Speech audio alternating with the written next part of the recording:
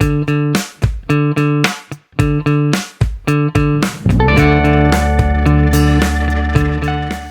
back to the Berg podcast. Thanks for joining us today. With me today is Dan. Hey, everybody. And our guest today is Jack. How's it going? And today we're doing a little employee spotlight. Jack Hopta is with us. So Jack, just give us like the 30-second elevator pitch intro. Who is Jack Hopta?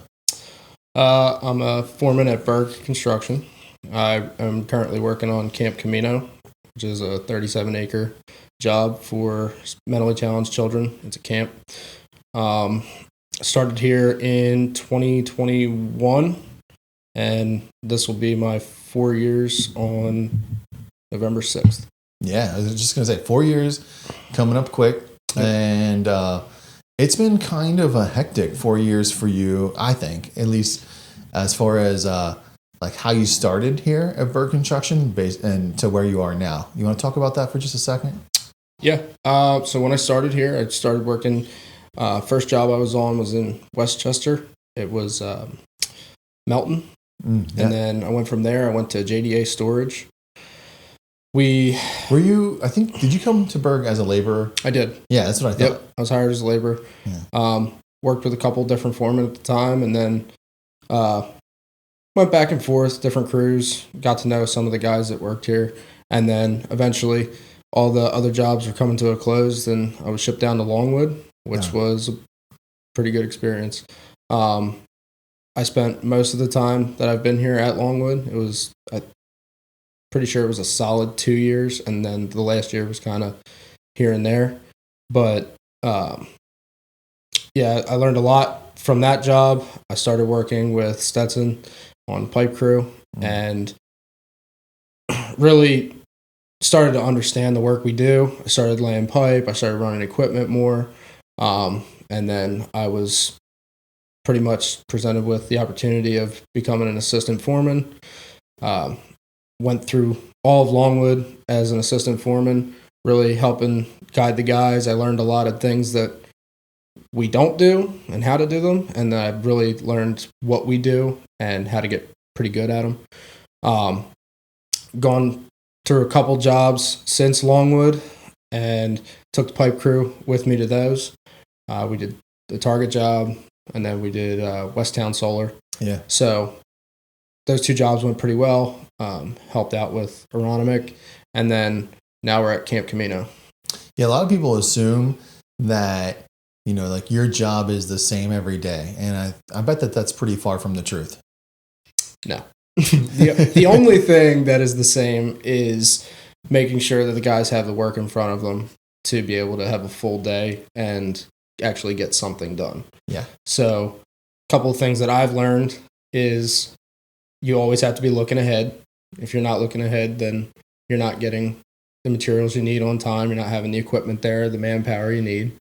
So that was a hurdle I had to get over, but I think we're doing okay now, and everything's laid out in front of the guys. We have Zach, who's really stepped up over the last year, and he's an assistant foreman now, so I think he's doing well. He sees what I do. He shadows me. I'm teaching him a couple things, but he surprises me every day because he does know a lot. So. Yeah, that's cool. Yeah, and it's one of the things that really is overshadowed in what they have to do and what the foreman has to do is it's not about the work, but the reality is the work that gets done that day is done by the crew. Mm-hmm.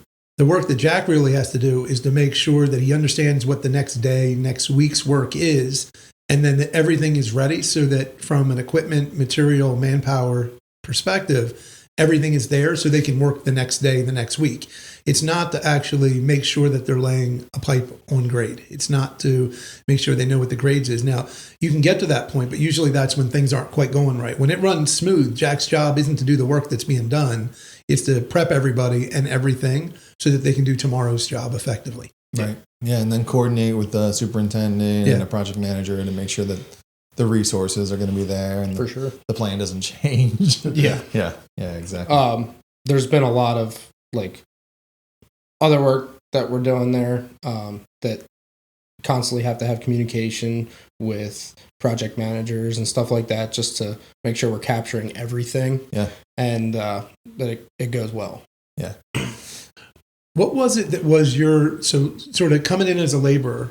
What was your goal? Did you have a goal? Did you look and say, like, this is what I'd like to do? Were you just trying to find your way? How did it go that it went from being a laborer to a foreman at the rate you did? Like, what spurred that? So when I got to Longwood, I started working with Stetson. The main thing that I wanted to do when I came here was be an equipment operator. Always had that little boy's dream of running big, dirt equipment and stuff like that. And that was the goal. And then we were working on fusion pipe one day at Longwood, and I remember Stetson coming up to me and he said, "What do you want to be? Like, what do you want to do here?" And I thought that was pretty nice of him to ask me. Yeah. But he asked me and another laborer at the time, and we both said we wanted to be a foreman. And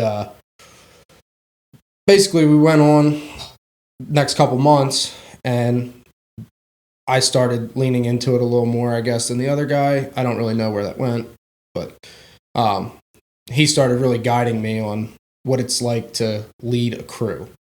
And if he would give me a task, he would give me the building blocks, and then I'd put it together.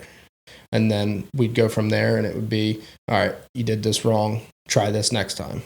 And eventually, I was going into a meeting with him and Brad and whoever else at Longwood, and we were going over the schedule with the other foreman.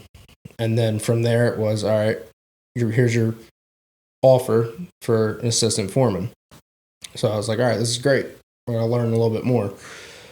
Started leading the guys more, started really understanding the tasks. Like, obviously, I had to learn a lot of the math that goes behind pipe work and dirt work and how to read tenths. Like, you don't learn that in school. You learn inches and stuff like that. So going over how to do all my measurements, how to get my quantities, and also just like the one lesson I had to learn was it's not the work that's the hard part. It's leading the guys, because you're technically HR in the field.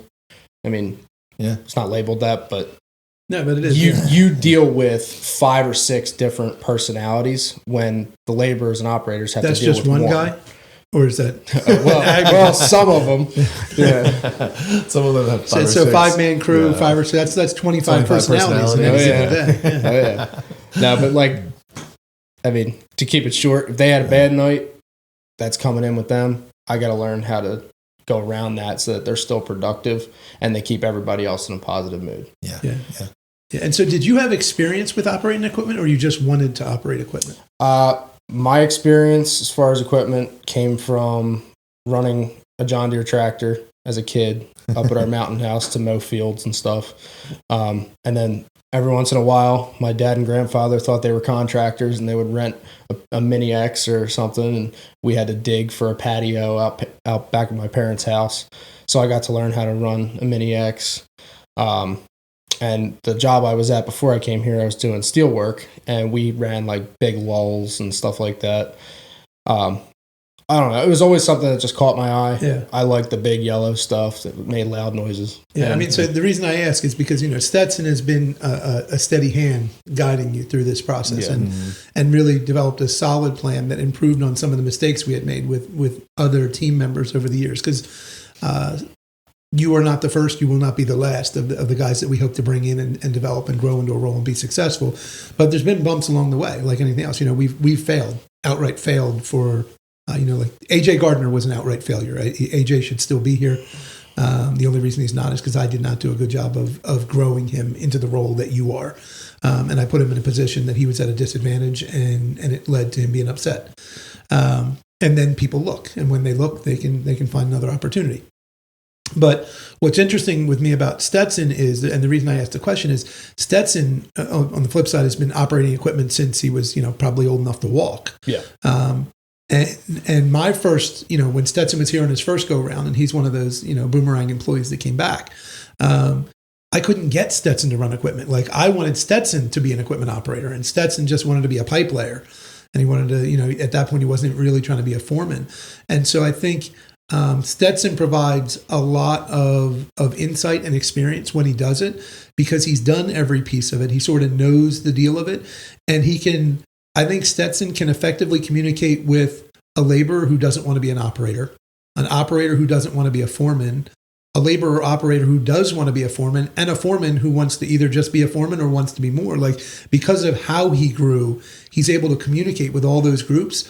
And it's funny because you don't, from Stetson's exterior, how he behaves, he's not like somebody you'd expect to actually be a really strong communicator, but he actually is. Yeah. He's really good at communicating and really good at effectively communicating his point. And so when Stetson he came to me and said, I think Jack has the potential to be a foreman. I want to, create the assistant foreman role. And Stetson himself identified the mistakes we had made with AJ. Like, said to me, here's what went wrong. He didn't say, Dan, here's what you did wrong. He just said, here's what went wrong. And in doing that, I said to him, okay, well, then what do we do to go right? And Stetson himself sort of created a plan and said, here's what Jack's going to have to do in 3 weeks, in 3 months, in 6 months, in a year. And if he does this, then he can be a foreman in a year. And so seeing you succeed at that was pretty amazing. But then even more amazing is watching you turn around and apply the same rules to Zach and say, okay, we're going to grow Zach in the same method, and watching it work again, right? Because you can like catch lightning in a bottle once and something work. But if you can replicate a process and it be effective, that's really how you scale companies and how you grow and how you become stable, is having a process that works. Right. And Brian's probably going to say it's crazy that I said that, because we know I'm not the biggest process guy. But well, we talk about it internally, and we weren't always good at seeing that. And I think a lot of it had to do with the fact that we were always going so fast that we just needed the next guy who appeared to be ready in the next role. And so, like, we talked about AJ, we talked about guys like Cooper in the past, and guys where we just, like, they were ready to make the move to the next role, but we didn't really have anyone to show them how to do it. And so we just put them in the role, and they struggled. They didn't get succeeded. They struggled and succeeded, but they didn't get the support. They didn't fail. Needed. Yeah, they succeeded. It just wasn't good for them. They didn't get emotionally or mentally or. And when they didn't get the support, they were frustrated. It burned them out in some ways, and they said, "All right, I'm gonna take that skill and go do something else." And so, I mean, Stetson was pretty intentional, which we've talked about. Like, one of the things that we need to find a repeatable path, and you're kind of like patient X over here a little bit, Jack, because we're seeing it play out. Is we gotta have people who are willing to show people what it's supposed to look like inside of our organization, because it looks different no matter where you go. Mm-hmm. But what's it supposed to look like here, and who's willing to show the next guy what it's supposed to look like instead of just expecting him to do it. Yeah, so. and that it's different. Like, one of the things that I think is interesting, and I think Jack will agree with me on this, is Jack wasn't a finished product. Like, when Jack was already a foreman, we then said, okay, Camino's the big jump. Mm-hmm. Let's go do Camino, because Jack had become really good at managing a pipe crew and was able to manage pieces of a job, as you said, at Longwood, of work we don't do. But we hadn't actually thrown him into what we actually do, which is to throw you on an open field site, or it doesn't have to be a field, but we like it when it's a field, an open field site, and we're going to go build something, and you're going to have to move a lot of dirt, and it's going to be frost, and it was all things Jack really hadn't had to deal with. Right. So the responsibility of supporting Jack didn't end when Jack was successful in running 1 or 2 or 3 projects. Sure. It's going to continue to go until Jack has seen enough of everything we do that you become the teacher, that you're going to explain it. And so now you've got this interesting dynamic where you have Stetson trying to support Jack learning to do something, as Jack tries to support Zach learning to do the thing that Jack does know how to do. Mm-hmm. And so that's what really makes it neat to look at from the outside of, and especially on a project like that, because that project we've talked about it, is the kind of project we like to do. Not just that it's a fair amount of earth moving, not just that we're in a farm field, not just that we're able to work and then hand it off and then they build something, but also that it's impactful to the community. So we've tried to stay close to it. Also that it was, to some degree, a design build project for us, where we were able to be involved very early and make suggestions and say, hey, you're starting to work on the, You're starting to work on the amphitheater thing now, right? Aren't we in that vicinity? Yeah, we're gonna actually just yesterday they started subgrading the pad for that. So like the amphitheater was something, and I don't even know if you realize this. The amphitheater was not only not in the location, it was facing the other way in the original design.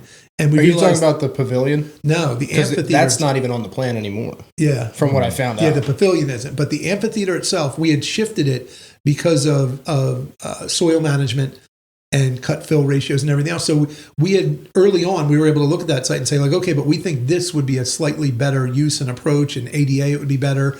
And that amphitheater was one of those spots, So it's neat for that project to come to fruition for that reason, because much like there's a few other projects we have coming down the line where Dylan and the team have done significant work in trying to help the engineers to say like, hey, I would look at it this way from how our work runs. This would be much more efficient and you'd save money if you did it this way, or if we utilize the soil at this times or sequencing. And so that project has just about everything that we would want to have in a project is there, with early access, ability to have some input in how it gets done.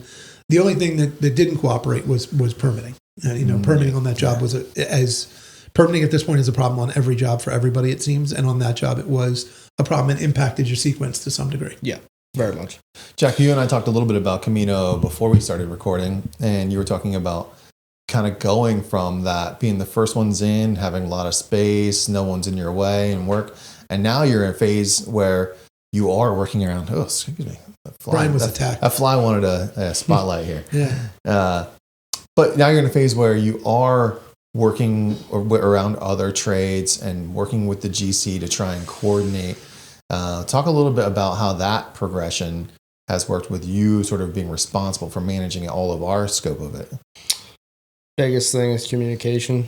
Not only am I having to communicate with our office, but the GC on site, their superintendents, project managers, to keep the project moving forward every single day. The other contractors on site have to know we're following them up, or we're going to get in there first and then they can follow us up. So we're respreading topsoil at this point to try to get this massive pile down into a reasonable work area so we can finish some of the pipe and stuff like that. And they have lumber deliveries, they have window deliveries. It's all about communicating with them so that we can still keep moving every day to get the project finished. Yeah. And when we got there, it was wide open farm field, like the holy grail everyone wants. You were able to just go. Yeah. Nothing was in your way other than the dirt piles that you put there. So it's a learning curve, because like the biggest project I was on was Longwood, but that was so far into the phase where every contractor was on site. I didn't quite understand how it was to just be the only one on a huge site and then have everybody come in. Yeah. So trying to learn how to communicate with the GC, Stetson, all these guys, and make sure that we have work for the next day is a big deal that I've realized over the last couple months. Yeah. So, and I'm sure that like going from a spot where like Longwood, every sub is in each other's way every day. Oh yeah. To a place where you're the first one in, you've got all the room, you can just run for a while. You probably have to figure out how to like project and forecast a little bit, like, hey, other people are coming.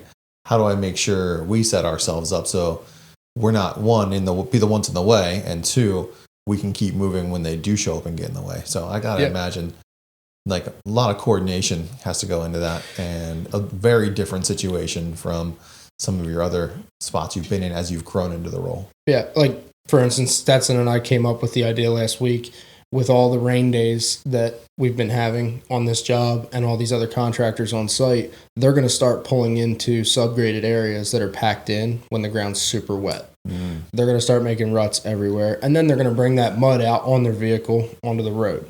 So to save our butts, we came up with a temporary stone parking lot in like the topsoiled area. We stripped it, put the stone down, packed it in. So now every day on rain days, contractors can go park there, bring their equipment up, load the stuff they need, and then bring it back to where they're working. It'll help us in the long run with rebuilding that road, getting all the dirt off of it, keeping conservation off our backs with the main road in front of a job. So it's just like that little piece, but we do it like 3 times a week. Right. Yeah. And that's a great point, because that's what I wanted to let Jack go there as you asked him the question. But it's one of the, so I think Longwood gives him an advantage, right? Because it's the worst case scenario of having to interact with too many people in a tiny space. But one of the biggest problems we've had historically over the years is we get to a pad site and we race to the pad because that's what they want. And then we, in a worst case scenario, we do work we shouldn't do and then have to dig deeper than we should have for utilities. But even in a perfect scenario, we give them the pad, everything's in, and then they destroy it. Yep. And it's just absolutely destroyed. The soil's unsuitable, and they come back to us and say like, "Hey, well, you have to fix this." And there becomes the confrontation between the GC and us to say like, "No, you guys destroyed that. That's your problem." And it's hard to get people to pay for cream pads and landing pads, and so. I think that the Longwood experience helps Jack in realizing that there has to be some give and take here. Like, did they pay for the stone pad? I don't know if they did, but if they didn't, it's still better than them destroying it and us having to fix it, to be able to say, okay, well, because maybe down the line, Stetson will be able to say like, hey, we didn't charge you to put in the stone pad, but you didn't destroy all the soil, but you're going to need to pay to fix this or to do this. And we have we have a plausible point to stand on to say, we did beyond what was expected of us to try and avoid this, and you did it anyway, right? Because that's what those lulls are the bane of our existence. When Jack said about he ran the lulls in the steel, like on dirt, the lulls are the bane of our existence. Yeah. They are just make a giant mess, and then they get them stuck, and they get like a second lull to pull out the first lull, and then they can't work, and then they're like, well, now we can't work either because you made a money mess of everything. Yeah, it's a great piece of equipment, but you don't want to use one on a rain day. No, yeah, it's great on solid surfaces. Yep. For sure. I was thinking as you were talking there, Jack, like, like some of the things you're describing without using the exact words are like very true to our organizational core values, right? I mean, most of the time, what we're hoping for is that in the field, you guys can see the problem coming and create a solution before it becomes a problem. Yep. And it's not like, hey, there's a problem, what do I do? It's, hey, there's a problem coming. Here's an idea that I think will work. And the collaboration that you're talking about to come up with that solution ahead of time, get it out in front of it, and make sure that everyone knows the plan. I think that's got to play a key role in some of that communication and coordination you're talking about, so that things don't get destroyed, right? So, yep. Try to protect your work the best you can. Yeah.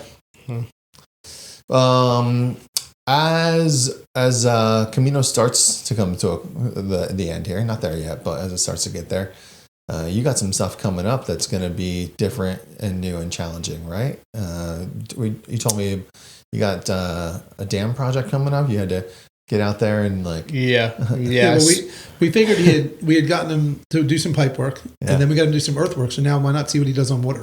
Yeah. Well, I spent my morning in a canoe at the dam job, and that's DAM, not DAMN. Yes, yeah. I pulled in this morning, and I was at that dam job. Yeah, I've referred to it that way. It's not that job, but I pulled in this morning, and Clemis was leaving with a canoe in his truck, and he was in full rain gear, looking like he was going fishing. And I was like, "Explain to me what's going on right now." And he was like, "It's the dam job." And I was like, "All right." Yep. He said, I'm not going to ask any more questions. So we're your life preserver. Yeah. Oh, we did. Yeah. There's pictures to show. Pictures to prove that we did it safely. Good. I like that. I think Clemens had a fishing rod. Yeah. Well, I mean, you're already out there. He's already out in the water. Yeah. We were playing Dead or Alive while we were out there in the rain. So, it was. It's a very interesting start to a job that's going to be different.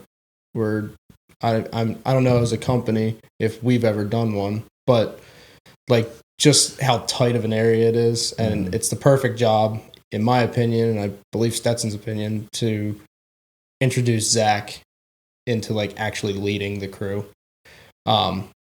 because it's challenging. Yeah. You're in a very tight area. You're on the side of a hill, and you have a lot of water that needs to be pumped out before you can even attempt to do the work we have to do. Yeah, we've done a fair amount of work with dams and other things historically, and a little bit recently. But we also, in a historical sense, that's tended to be a little bit smaller And so it's always been special projects that did it. So that's where like that experience either lies with special projects or with the Bergs themselves. So Tom, Ford, Colt, Luke, they all did that work early on because it was something we could do. So we do have, that kind of experience with it. And I mean, Gary, we were in Plymouth Creek last year, diverting that. So we have experience with it, but it's always interesting because you're putting yourself in the, we say we don't like to work in like wet conditions. That's not good conditions to do earthwork. So if you're at the bottom of a pond, that's a bad place to start. That's going to be challenging. It's going to be wet. Yeah. So there's a couple pictures of a project that got a little bit. It went a little less ideal than I would have liked it to on one of the dam jobs when we had anticipated based on their guidance how much silt would be in the bottom of this pond. And we got in there and there was significantly more silt than they said, and that's expensive. And so we're trying to figure out what to do. And there was a machine that I don't even know that it showed tracks anymore. It was in the mud. And it was spinning. And I was like, guys, you gotta come up with a different plan. But it was hard. There was really no other, we had to get the silt out, but silt's really hard to move because it's just so sloppy. We also see it a lot, Jack, with landfills. Okay. So landfill, most of the projects we do will require a basin clean out afterwards, which we don't have to pull out the dam, but we end up sitting in the bottom of a basin that was being fed by 40 acres of unstabilized soil in a landfill. Right. So it's a desilting pond. It's a silt basin, so it's supposed to capture it. It did its job, but it is a mess to clean up. You're trying to put it in rock trucks, and it slop goes doesn't everywhere. stay in rock trucks real well, especially going up hills. Oh yeah. Well, we're running into that at Camino, like just with all the rain from this summer and trying to do a good job with cleaning out our sediment traps. There's some silt in there, and you got to load that into a rock truck and then find a spot for it to dry up. Dry it out. Yep. Yeah. So. Jack, before we wrap up, anything we didn't talk about that you want to make sure we hit, or anything that we didn't hear about Jack that you? Well, Jack didn't just professionally develop over the last few years. So Jack also, Jack grew up from a single solo guy just running around doing whatever. Yeah, he had some personal developments as well. So just got married. Congratulations! That's exciting. Exciting. Now we're looking into where we can move. Yeah, buy a house. The next he needs to find something to do with all his money. A house is a great place to throw money. I know plenty of ways to waste money. A house will help. Let my wife tell you. Yeah. Well, we talked before we got on camera here. You enjoy hunting, so that's usually a good way to sink some money. Absolutely. Don't do the math on what that steak cost you that you shot. It would have been much cheaper to just go to the store and buy yourself the archery shop up by our hunting house.